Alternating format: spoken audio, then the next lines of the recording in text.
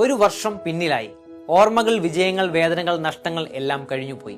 പുതുവർഷത്തിന്റെ വാതിൽ തുറക്കുമ്പോൾ ദൈവം നമ്മോട് ചോദിക്കുന്നു, കഴിഞ്ഞ പ്രശ്നങ്ങൾ പിടിച്ചുകൊണ്ടിരിക്കാനാണോ നീ ചിന്തിക്കുന്നത്? അല്ലെങ്കിൽ ഞാൻ നിനക്ക് വേണ്ടി ഒരുക്കിയത് സ്വീകരിക്കാൻ നീ തയ്യാറാണോ? പുതുവർഷം ഒരു തീയതി മാറ്റമല്ല, ദൈവം തരുന്ന ഒരു പുതിയ അവസരമാണ്. ബൈബിൾ പറയുന്നു, ഇതാ ഞാൻ എല്ലാം പുതുതാക്കുന്നു. ഗ്ലാഡിസ് അയൽവേർഡ് ചൈനയിലേക്ക് പോകണമെന്ന് ആഗ്രഹിച്ച ഒരു മിഷണറി. പക്ഷെ മിഷൻ ബോർഡ് പറഞ്ഞു, നിനക്ക് ഭാഷ പഠിക്കാൻ കഴിവില്ല, അതുകൊണ്ട് നീ പോകണ്ട. പലർക്കും അവളുടെ കഥ അവിടെ അവസാനിച്ചെന്ന് തോന്നി. പക്ഷെ അവൾ ഓരോ പുതുവർഷവും ഒരു തീരുമാനമെടുത്തു, എനിക്ക് മുമ്പിൽ വാതിൽ അടഞ്ഞാലും ദൈവം വഴി തുറക്കും. അവൾ ഒരു ഹൗസ് മെയ്ഡായി ജോലി ചെയ്തു.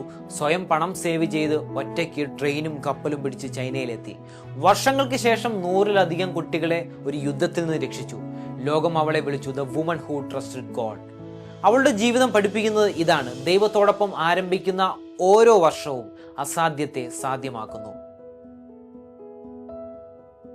ഈ പുതുവർഷം നിങ്ങൾക്ക് ഉറപ്പില്ല എന്ന് തോന്നിയാലും ദൈവത്തിന് അതൊരു പുതിയ ദൗത്യമാണ്.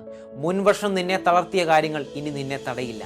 ഇന്ന് നമുക്ക് ഇങ്ങനെ തീരുമാനിക്കാം, ഈ വർഷം ഞാൻ ദൈവത്തോടു കൂടി തുടങ്ങും, അവൻ എൻ്റെ വഴികളെ നടത്തും.